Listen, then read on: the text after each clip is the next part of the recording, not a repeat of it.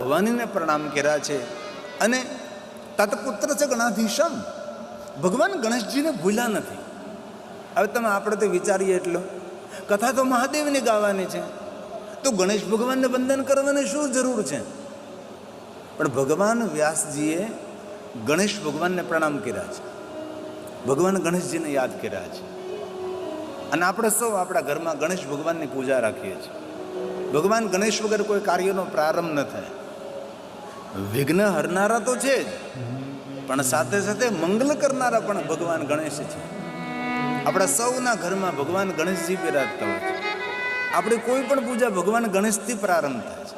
અમારા આચાર્યો, અમારા વિદ્વાન બ્રાહ્મણો કોઈ પણ પૂજાનો પ્રારંભ કરાવે એ પહેલા ભગવાન ગણેશજીને યાદ કરે. આ શિવકથા પ્રારંભ થવાની છે, તો પણ ભગવાન વ્યાસજી ગણેશ ભગવાનને નથી ભૂલ્યા.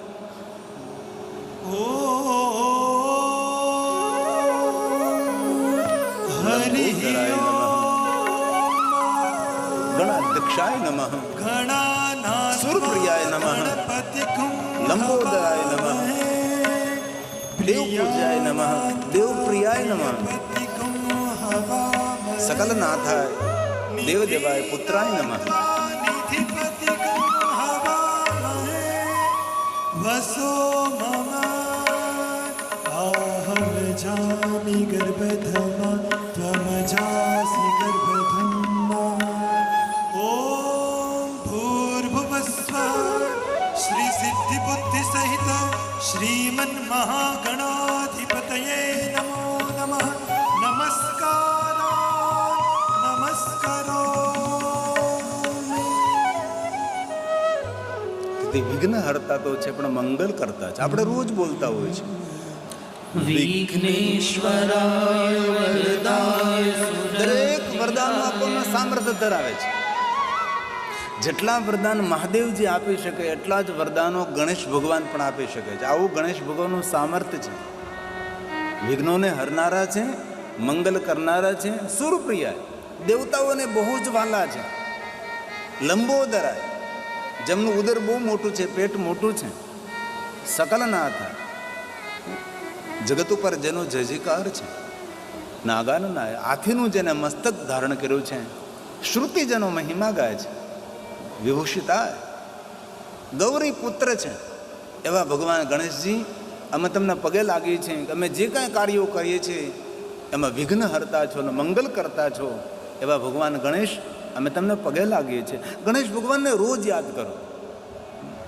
ઘરથી બહાર નીકળીએ એ પહેલાં ભગવાન ગણેશને પગે લાગો. અને આપણા સૌના ઘરમાં ભગવાન ગણેશ તો બિરાજતા જ હોય છે. કદાચ અન્ય દેવતાઓની પ્રતિમા, તેનો વિગ્રહ મૂર્તિ સ્વરૂપ ન હોય, પણ ગણેશ ભગવાન તો હોય જ. અને બ્રહ્મ મુહૂર્તમાં આંખ ખુલે એટલે ગણેશ ભગવાનનું સ્મરણ કરવું. દિવસના બધા વિઘ્નોનો તે હરી લે, પણ આપણા સૌનું મંગલ કરનાર ભગવાન ગણેશ છે. અને આ આપણને સૌને કંઠસ્થ છે, આપણને સૌને આવડતો હોય છે. થોડું થોડું સાથે બોલવાનો પ્રયાસ કરીએ. આપણી સુમધુર વાણી વાયુમંડળમાં મિશ્રિત થાય. પિંડારક તીર્થની અંદર આપણી પણ વાણી એ પાવન બને. તેથી સાથે સાથે થોડું થોડું ગાઈએ. આપણે આઈએ ભાવ સે આદર કે સાથ. વિઘ્નેશ્વરાય વરદાય સુરપ્રિયાય લંબોદરાય સકલાય જગદપિતાય નાગાનનાય શ્રુતિ અગ્નિ વિભૂષિતાય ગૌરી સુતાય ગણનાથ નમો નમસ્તે. ગૌરી સુતાય ગણનાથ નમો નમસ્તે. મારા યુવાન ભાઈઓ બહેનો જે ભણેલા છે એને એક મારી પ્રાર્થના છે, રોજ દ્વાદશ ગણેશ સ્તોત્રનો પાઠ કરો. શ્રી નારદ પુરાણે સંકટ નાશનમ ગણપતિ સ્તોત્રમ.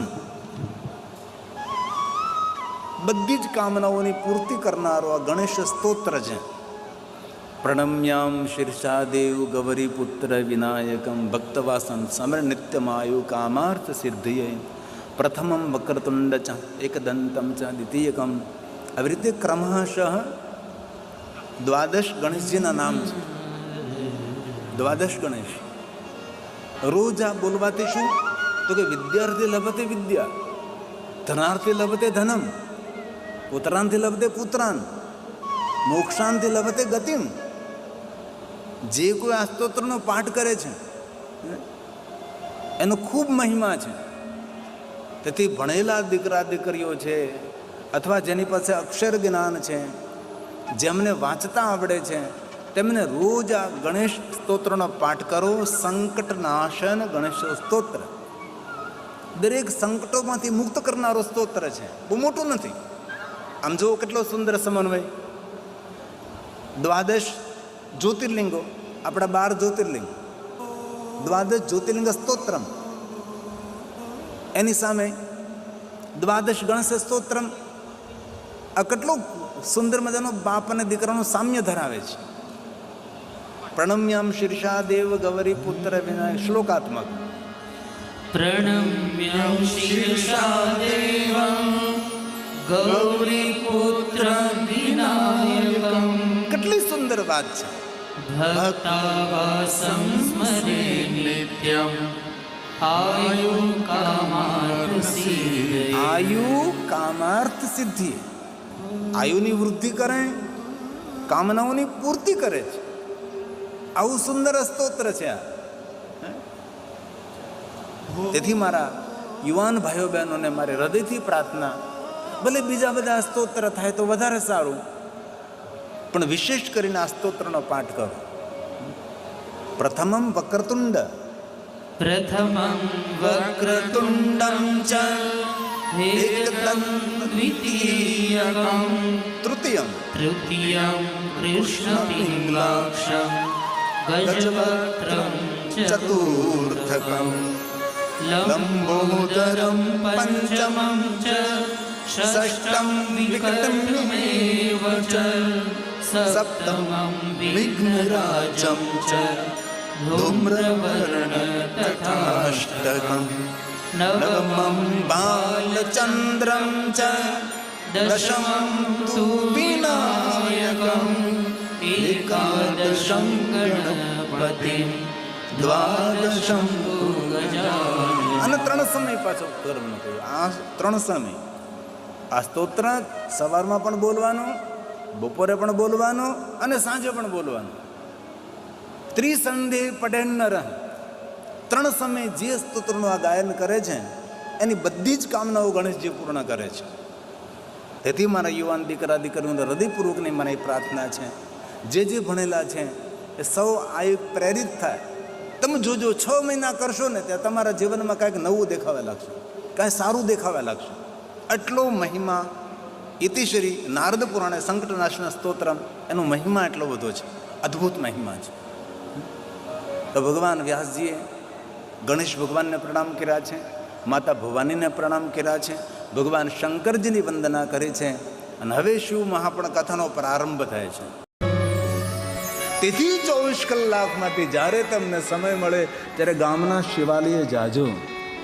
24 કલાક મહાદેવજી આપણી રાહ જોવે છે કે એક વાર તો મારી પાસે આવ, તારી ભાગ્ય રેખા બદલી શકો છો, તારું જીવન બદલી શકો છો. ભલે શિવાલયજીને શિવજીને જલાભિષેક ન કરો, પુષ્પ ન ચડાવો, બેલોપત્ર ન ચડાવો, ચંદન ન ચડાવો, પણ શિવાલયજીને મૌન બેસી જવું એ પણ મહાદેવનું શ્રેષ્ઠ આરાધન છે. એ પણ શ્રેષ્ઠ આરાધન છે, એનાથી મોટું આરાધન નથી. પાર્વતીએ મહાદેવને વ્રતોની શૃંખલા પૂછી ત્યારે મહાદેવજી બહુ વ્રતો કયા, અતિ વ્રતો, એક તિથિ માસના વ્રતોનું વર્ણન કર્યું. જ્યારે પાર્વતીએ પૂછ્યું કે મહાદેવજી તમને વહાલામાલું વ્રત કયું, ત્યારે મહાદેવજી કહ્યું કે મને વહાલામાલું વ્રત હોય તો મૌન વ્રત છે. મને મૌન બહુ જ પ્રિય લાગે. શિવજીના દરેક વ્રતોમાં શ્રેષ્ઠ કોઈ વ્રત હોય તો મૌન છે. અને મૌન રહે. જેટલું ઓછું બોલીએ એટલો ઓછો કલહ થાય, જેટલું ઓછું બોલીએ એટલી ઓછી ભૂલો થાય. આમ તો જીવન નિર્માણ કરવા માટે આપણા શાસ્ત્રોમાં 36 નિયમોનું વર્ણન છે. 36 પ્રકારે માણસે સાવધાન રહેવું તો ભગવાનનું છત્ર રહે. પણ 36 નિયમોનું પાલન ન કરી શકે, પણ 36માંથી 5 નિયમો તો દરેક માણસે પાળવા. પહેલો નિયમ પાળવો માણસે વધારે વધારે મૌન રહેવું. મોઢામાં ગમે એટલી ખંજવાળ આવે તો બોલવું નહીં. 5 શબ્દોથી વાત પૂરી થતી તો 6ઠ્ઠા શબ્દોનો પ્રયોગ કરવો ન જોઈએ. આને ડાયા માણસો કહેવાય. કારણ વગરના બડબડાટ બડબડાટ કરે. અરે ફોનમાં કેટલી લાંબી લાંબી વાતો કરે. અરે ભાઈ જરૂરિયાત હોય એટલી વાત કરે. સામો માણસ કયા કામમાં છે, કઈ અવસ્થામાં છે, કઈ વ્યવસ્થામાં છે, આપણને થોડી ખબર છે. આપણે લાગી પડીએ તો. તેથી આજથી એક નિયમ ધારણ કરવાનો, મૌન રહેવાનું. બહુ જરૂરિયાત હોય તો જ બોલવાનું. જેટલું વધારે મૌન રહેશો એટલે શિવજીની કૃપા ઉતરશે. શિવજીને મૌન બહુ જ વાલું લાગે છે. તેથી પહેલો નિયમ આજથી ધારણ કરવાનો, વધારે મૌન રહેવાનું. આ કથા સાંભળ્યા પછી જો કોઈ પુરુષ પોતાના ઘરની અંદર મૌન થઈ જશે તો ઘરના અંદર વાતાવરણ સ્વર્ગ કરતાં સુંદર રહેશે. અને જો આ કથા સાંભળ્યા પછી કોઈ બહેન સંપૂર્ણ મૌન થઈ જશે તો બધા પુરુષોનો મને આશીર્વાદ મળશે. બધા જ ભાઈઓ મને આશીર્વાદ આપશે, ગિરિબાબુ તમારું સારું થાય, અમારા ઘરમાં કેટલી શાંતિ થઈ ગઈ, કેટલી શાંતિ થઈ ગઈ. દુનિયાનું જૂઠામાં જૂઠું વાક્ય એક જ હોય છે કે 5 બહેનો મૌન બેઠી હતી. આ જૂઠામાં જૂઠું વાક્ય દુનિયાનું છે, 5 બહેનો મૌન બેઠી હતી. એ બને જ નહીં, મૌન રહે જ નહીં. તેથી આજથી આપણે બધાએ આ પહેલો નિયમ એક ધારણ કરવાનો છે, મૌન રહેવાનો છે. અને બીજો નિયમ લેવાનો છે, શાંત રહેવાનું છે. કોઈ પણ કપરી સ્થિતિ થાય, આપણે કેટલું વાવાઝોડું તો બધા શાંત રહ્યા, જોયા કર્યા આપણે. કારણ કે આપણું કંઈ આલેમ નહોતું એટલે જોવાનું જ હતું. આપણે ગમે એટલા ઉથલ કુદલ કરી પણ આપણે તે કાંઈ થવાનું નહીં હતું એટલે આપણે શાંતિ જોવાનું જ હતું. તેથી આજથી શાંત રહેવાનો પ્રયાસ કરો. જેટલા શાંત રહેશો એટલી ભીતરી ઉર્જા ખીલશે, આપણું આંતરિક બળ વધે. સામેનો માણસ ગમે એટલો ઉપદ્રવ કરતો હોય, ગમે તેટલો અશાંત હોય, પણ આપણે આથી દ્રઢ સંકલ્પ કરવાનો છે, કોઈ પણ સ્થિતિમાં શાંત રહીશ. તમે જો તમારા જીવનમાં પરિવર્તન દેખાય. ત્રીજો નિયમ લેવાનો છે, આંખથી મીઠી વાણી બોલવાની. એક પણ કડવો શબ્દ મુખમાંથી નીકળે નહીં, તેની સંપૂર્ણ કાળજી રાખવાની. સામેનો માણસ ભલે કડવા શબ્દોનો વરસાદ વરસાવે, પણ આપણે આપણી મધુરતા છોડવાની નથી. જેવી રીતે ચંદનના વૃક્ષના થડમાં કુવાડી પડે તો કુવાડીની ધારને સુવાછિત કરી નાખે છે, એટલી ચંદનના કાષ્ટમાં શક્તિ છે. આપણે પણ આજથી નિયમ ધારણ કરવાનો છે, કોઈ પણ સ્થિતિમાં હું શાંત રહીશ. મારી શાંતિને કોઈ ચોરી નહીં શકે. શિવજીને શાંતિ બહુ જ વાલી છે. પહેલો નિયમ મૌન રહેવાનું, બીજો નિયમ શાંત રહેવાનું, અને ત્રીજો નિયમ મીઠી વાણી બોલવાની છે. એક પણ કડવો શબ્દ મુખમાંથી નીકળવો નહીં જોઈએ. ભલે ઘરના સભ્યો કડવા શબ્દોનો વરસાદ વરસાવે, શબ્દ સંભાળ કર બોલીએ, શબ્દ કો હાથ ન પાવ, એક શબ્દ ઔષધ કરે, એક શબ્દ કરે ઘા. દુનિયાનું મોટામાં મોટું કોઈ વશીકરણ હોય તો તમારી મધુર વાણી છે. અને સત્ય સવર મધુર વાણી તો ઈશ્વરની ઉપાસના છે. સત્ય સવર મધુર વાણી તો ઈશ્વરની પૂજા છે. સત્ય સવર મધુર વાણી તો ઈશ્વરની સ્તુતિ છે. તેથી આજથી આપણે સૌ નક્કી કરીએ, મીઠી વાણી બોલીએ. કબીરે બહુ સુંદર વાત કરી છે, મીઠા સબસે બોલીએ, મીઠા સબસે બોલીએ. અરે શત્રુઓ પણ મિત્ર બનવા લાગે, આપણો વિરોધી પણ આપણો ચાહક બનવા લાગે. વાણીની મધુરતા છોડવી નહીં. તે દુનિયાનું મોટું વશીકરણ મીઠી વાણી છે. કબીર સાહેબ કહે છે, મીઠા સબસે બોલીએ, સુખ ઉપજે ચહુઓ,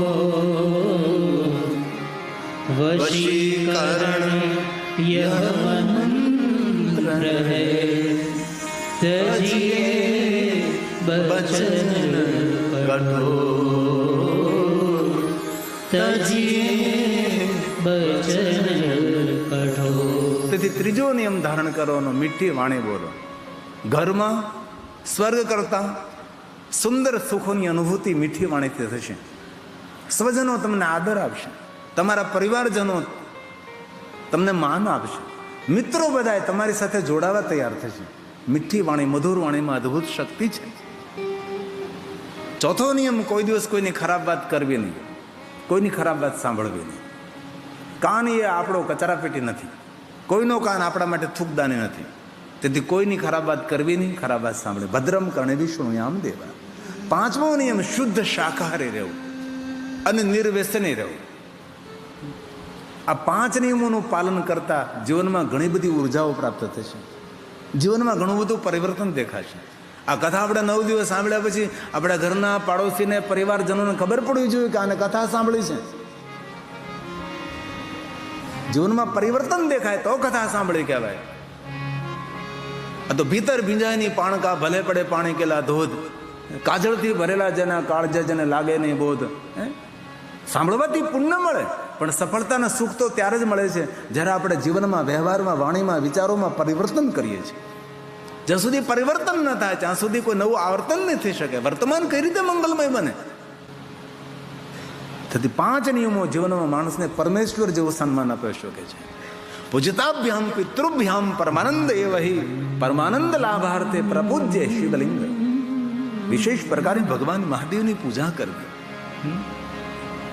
આનંદ નહીં, પરમાનંદ, પરમ આનંદ મેળવવા માટે શિવ મહાપ્રાણ કહે છે પ્રપૂજ્યતે. વિશેષ પ્રકારે મહાદેવની પૂજા કરવી. અને ભગવાન શિવજી સૌના માટે આરાધ્ય દેવ છે. એવું કોઈ જાતિ જ્ઞાતિ વર્ણભેદ ભગવાન શિવના પાસે ક્યાં છે? સૌનો સ્વીકાર છે. દેવ, દૂત, ભૂત સૌનો સ્વીકાર શિવજી કર્યો છે. અને જ્યારે પ્રાતકાલ આંખ ખોલે એટલે મહાદેવને હંમેશા યાદ કરો. આપણું સર્વ રીતે મંગલ થશે, સર્વ રીતે કલ્યાણ થશે. અધિકારસ્તે સર્વેષામ. ભગવાન શિવની પૂજા, અર્ચન, દર્શન, ભજન, સ્મરણ કરવાનો દરેકને અધિકાર છે. તેથી જે માણસ પ્રાતકાલ મહાદેવને યાદ નથી કરતો એ પ્રકૃતિનો ઋણી રહે છે. તેથી પ્રકૃતિના ઋણમાંથી મુક્ત થવા માટે પ્રાતકાલ મહાદેવને યાદ કરો. મધ્યાહ્ને કામિકમ. મધ્યાહ્ને ભગવાનને યાદ કરે ત્યારે ભગવાન કામના પૂર્ણ કરે. સાયાને શાંતિકમ. સંધ્યા સમયે શિવને યાદ કરવાથી ભગવાન શાંતિનું દાન કરે છે.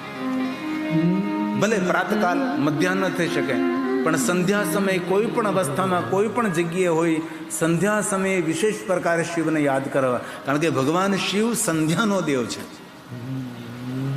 સંધ્યા એટલે મૃત્યુ, સંધ્યા એટલે વૃદ્ધાવસ્થા. સૂર્ય અસ્ત થશે, અંધકારનો પ્રારંભ થશે. શિવ જ્યોતિ છે, શિવ પ્રકાશ છે. તેથી જીવનની સંધ્યા મંગલમય બનાવ્યું હોય તેને સંધ્યા સમયે શિવને વિશેષ પ્રકારે યાદ કરવા. એવું નથી કહેતો કે તમે શિવાલયમાં દોડી જાઓ તો વધારે સારું. કોઈ પણ સ્થિતિમાં, પવિત્ર અવસ્થામાં, અપવિત્ર અવસ્થામાં, 2 વ્હીલ ચલાવતા હો, 4 વ્હીલ ચલાવતા હો, કોઈ પણ સ્થિતિમાં તમે હો, પણ સૂર્ય જ્યારે અસ્ત થતો હોય ત્યારે શિવજીને વિશેષ પ્રકારે યાદ કરો તો શાંતિની અનુભૂતિ થશે. પછી ગમે તેટલી મહાદેવની પૂજા કરો, ગમે એટલું શિવજીનું ભજન કરો, પણ જો જીવનને સુધારવામાં નહીં આવે ને આપણા કર્મોને બદલવામાં નહીં આવે તો કલયુગ એમ કહે છે, કલો યુગે ફલ સિદ્ધિ કર્મણા. જેવા કર્મ કરશો તેવા ફળ મળશે. તેથી આપણા કર્મો સુધારવા, આપણા કર્મો બદલવા. આપણે શિવજીની પૂજા સવારમાં કરીએ, બપોરે કરીએ, સાંજે કરીએ, પણ આપણે તમાકુ ખાતા રહી, માવો ખાતા રહી, બીડી ફૂંકતા રહી તો કેન્સર થવાનું જ છે. ફેફડા હળી જ જવાના છે. એમાં કઈ ભગવાન આડા નહીં આવે. ભગવાન કે રોકી ન શકે. તેથી આપણા કર્મોને બદલવા પડે. કારણ કે કલયુગનો પ્રભાવ છે. એવમ જ્ઞાતવા નર કુર્વન. આ કલયુગની અંદર ભગવાને એવું કહ્યું છે કે જેવા કર્મો કરશે તેવા તને ફળ મળશે. કર્મોનું પરિણામ તો ભોગવવું જ પડે છે. એટલે તમે સવારમાં દિવસ રાત્રિ પૂજા કરો, પણ આપણા કર્મો જો નહીં બદલીએ તો કઈ રીતે આપણને ફલ પ્રાપ્ત થાય? તેથી ભગવાનના વચનો છે, આ કલયુગનો પ્રભાવ છે. એવમ જ્ઞાત્વા નરઃ કુર્વન યથોક્ત ફલભાગ ભવેત. કલયુગના કર્મના ફળ પહેલા મળશે, તેથી સારા કર્મો કરો. કલો યુગે વિશેષણ ફલ સિદ્ધિસ્તુ કર્મણા ફલ સિદ્ધિસ્તુ કર્મણા. જેવા કર્મો કરશો તેવા ફલ કલયુગની અંદર પ્રાપ્ત થશે. કર્મ પ્રધાન વિશ્વ રચી રાખા. તો રામચરિત માનસ તુલસીએ કહ્યું કલયુગની અંદર કર્મ કરશો તેવું ભગવાન ફળ આપવા માટે બંધાયેલો છે. તેથી કામ તો કરવું જ પડે કોઈ પણ ક્ષેત્રમાં. બેઠા બેઠા ના મળે. ઘણા લોકોને અજગર કરીને છાકરી, પંછી કરીને કામ, એ તો અજગર માટે કહેવાનું, કે તારા માટે નથી બોલાણું. પંછી કરીને કામ, પંખી ક્યાં કામ, તારા તો કામ કરવું જ પડે છે. બાળકને પણ દૂધ પીવું હોય તો હાથ પગ હલાવવા પડે, ત્યારે માં દોડીને આવે કે મારું બાળક જાગી ગયું છે, તેને ભૂખ લાગી છે. તેથી તુલસીએ કહ્યું કર્મ પ્રધાન વિશ્વ આળસુ માણસોની એક પણ અપેક્ષા પૂરી થતી નથી. આળસને મૃત્યુ કહેવાય. આળસ એ ભૂતનું કારખાનું છે. તેથી આળસને દૂર સુધી ધંકેલી દો. દિવસ રાત્રિ કામ કરો. જેને દુનિયામાં ટોપ 10 બનવું, તેને 24 કલાકમાંથી 18 કલાક કામ કરવું પડે છે. તેને સારો ડોક્ટર બનવું છે, ક્લાસમાં ઓફિસર બનવું છે, તેને ઊંઘવાથી ન બની શકે. જેટલા જેટલા સફળ માણસો થયા છે તેને 24 કલાકમાંથી 18 કલાક મહેનત કરી છે. જ્યારે એ માણસો ટોપ ઉપર પહોંચે છે, ઊંઘવાથી નહીં, આળસ કરવાથી નહીં, પ્રમાદ કરવાથી નહીં. ગરીબ પરિવારમાં જન્મ થવો પ્રાકૃતિક ઘટના છે, પણ એ જ ગરીબામાં દુઃખી થઈ મરવું એના ગુનેગાર તો આપણે છે. કામ કરવું પડે, મહેનત કરવી પડે, પુરુષાર્થ કરવો પડે, તનતોડ મહેનત કરવી પડે. એક દિવસમાં બધું થઈ શકે છે? લાંબી જર્ની ખેડવી પડે. ગિરનાર પહાડને ચડવો હોય તો એક એક પગથિયું ચડવું પડે, ત્યારે આપણે ગિરનારની ઉપર પહોંચી શકીએ છીએ. બધા લોકો એમ કે ગિરિબાપુ કથા કરે, બહુ જ શ્રોતાઓ ભેગા થાય, પણ એક દિવસમાં થોડા થયા છે? આ બધાની ઉપસ્થિતિમાં 30 વર્ષ લાગી ગયા. 30 વર્ષ કથા કરતા કરતા વીતા, ત્યારે એટલી મોટી સંખ્યામાં ભાઈઓ બહેનો ભગવાનની કથાનું શ્રવણ કરે છે. એક દિવસનો પુરુષાર્થ છે. કોઈ પણ સફળ માણસો હોય છે, એની લાંબી જર્ની હોય છે, તેની ખૂબ મહેનત હોય, તેનો ખૂબ પુરુષાર્થ હોય, એમની સ્થિરતા હોય, ત્યારે માણસ કોઈ પણ ક્ષેત્રમાં સફળ થાય છે. તેથી મારા યુવાન ભાઈઓ બહેનો પ્રાર્થના, ભણતા હોય તેને પણ ખૂબ મહેનત કરવી. તમારા પાઠ્યપુસ્તકો તમારા માટે શિવપ્રાણ છે. તમારા પાઠ્યપુસ્તકો શ્રીમદ ભાગવત કથા, તમારા પાઠ્યપુસ્તકો શ્રીમદ ભાગવત ગીતા છે. જે તમે અધ્યયન કરો છો, જે વાંચન કરો છો, એ તમારું તપ છે, તમારી સાધના છે. કોઈ સફળ માણસ હોય ને તેની બાજુમાં બેસીને પૂછવું કે તમે સફળ કેવી રીતે થયા, એની આંખમાંથી આંસુ પડી જશે. અમારા નિરમા કંપનીના માલિક અમારા કૃષ્ણભાઈ આવ્યા હતા. મેં કહ્યું કે તમારી જીવન સ્ટોરી મેં વાંચી, એ માણસની આંખમાંથી આંસુ પડી ગયા કે તમે કેટલી મહેનત કરી, કેટલો પુરુષાર્થ કર્યો છે. પાછળ ન જો, ન કુટુંબ પરિવાર, ન ઘર, પોતાના શરીરની ખેવના ન રાખે. ત્યારે એ માણસ સફળ થઈ શકે છે. સફળતા આમને વાતો કરવાથી ન મળે. તેથી સફળ માણસોની નિંદા ન કરવી, સફળ માણસોની ઈર્ષા ન કરવી, સફળ માણસોની અદેખાઈ ન કરવી. એની લાંબી જર્ની હોય છે, એની ખૂબ મહેનત ને ખૂબ પુરુષાર્થ હોય છે. અને કોઈ ધનપતિ માણસની ઈર્ષા ન કરવી, કારણ કે ધન બેઠા બેઠા ન મળે. તેને બુદ્ધિનો ઉપયોગ કરવો પડે, પુરુષાર્થ કરવો પડે, સાવધાની રાખવી પડે. ત્યારે માણસ મોટો ઉદ્યોગપતિ બની શકે, ત્યારે મોટો ધનપતિ બની શકે છે. તેથી તુલસી કહે છે, કામ કરો, કોઈ આળસ નહીં કરો. કર્મ પ્રધાન વિશ્વ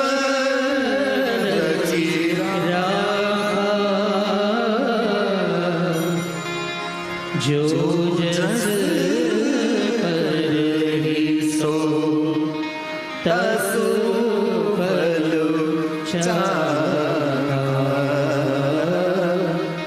જો જસ કરહી સો તસ ફલો ચાખા. જેવું કર્મ કરશો તેવું ફળ મળશે. સકલ પદાર્થ હૈ જગમાં, સૌનો સંપૂર્ણ અધિકાર છે. સફળ થવા માટે સૌનો અધિકાર છે. પુરુષાર્થ કરો, મુઠ્ઠી ઉછેરો, માનવી મોટો પહાડ હિમાલય જેવો બની શકે છે, પણ આપણામાં દમ હોવો જોઈએ. તેથી તુલસીએ કહ્યું છે, સકલ પદાર્થ હે જગમાહી. બેઠા બેઠા ને વાતો કરવાથી ને સૂતા રહેવાથી કાંઈ ન થાય. જે યુવાન દીકરા દીકરીઓ સવારમાં બ્રહ્મુહૂર્તમાં જાગી સૂર્યનારાયણનું સ્વાગત કરે છે તેનું સ્વાગત આખી દુનિયા કરવા માટે ઊભી રહે છે. એકવાર વહેલું જાગવું પડે છે, ઉઠવું પડે છે, કામ કરવું પડે, મહેનત કરવી પડે છે, ખાણીપીણીમાં વ્યવહારમાં ધ્યાન રાખવું પડે, આરોગ્યની કાળજી લેવી પડે. ત્યારે માણસ એ ક્ષેત્રમાં સફળ થઈ શકે. આમનામાં સફળતા મળે કોઈને? કોઈ મોટા મોટા સફળ થયેલા ડોક્ટર હોય તેને પૂછો તેને કેટલી મહેનત કરી છે. કોઈ ક્લાસ 1 ઓફિસર હોય એને પૂછો કે કેટલી મહેનત કરી છે. આપણે સૌ સફળ થઈ શકીએ છીએ, આપણે સૌ ટોપ પર પહોંચી શકીએ છીએ, દુનિયાના શિખરો સર કરી શકીએ છીએ. શું ના થઈ શકે? પશુ કી પનિયા બને. નર જો ઉત્તમ કરણી કરે તો નર સે નારાયણ બને.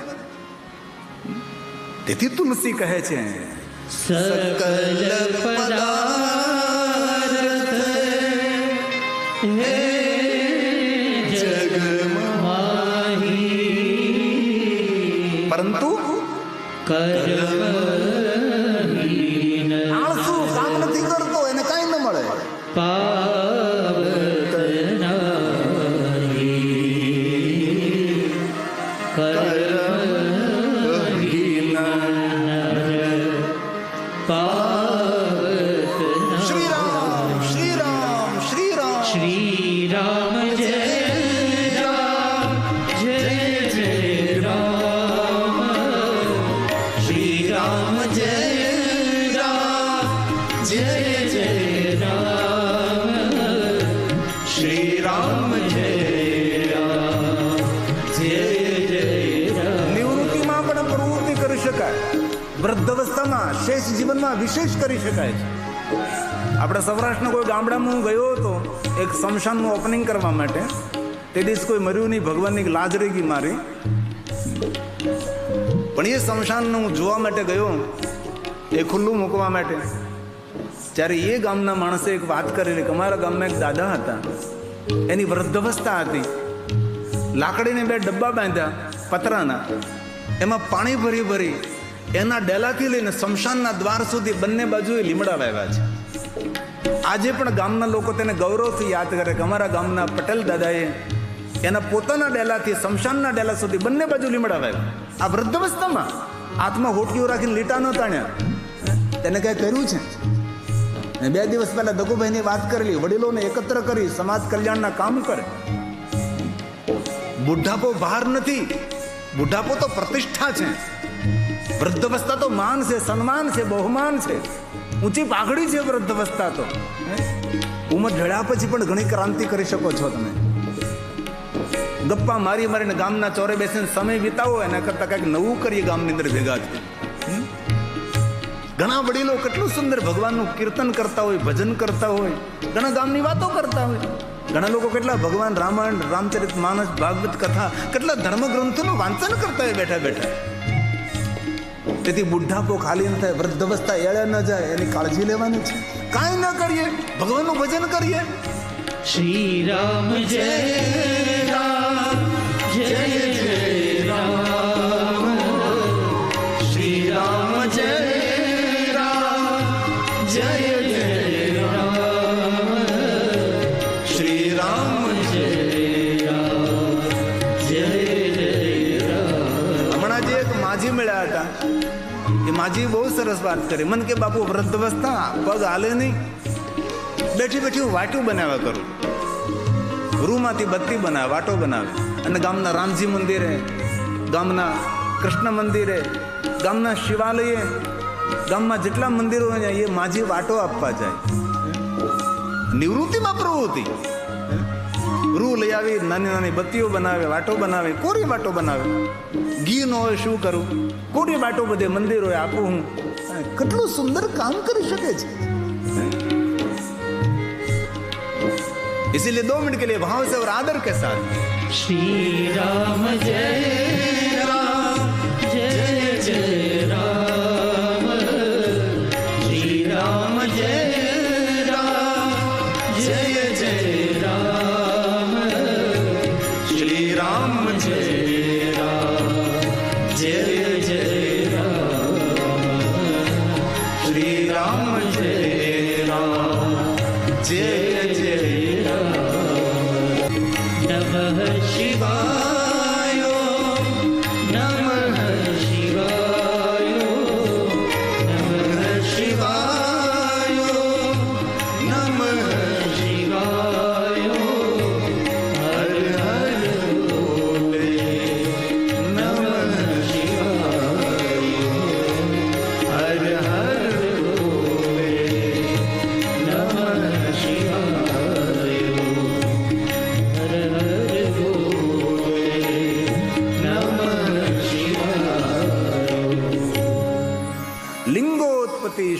શુભા શ્રુત્વા યસ્યા પ્રભાવેન દુઃખનાશો ભવેદ્ય.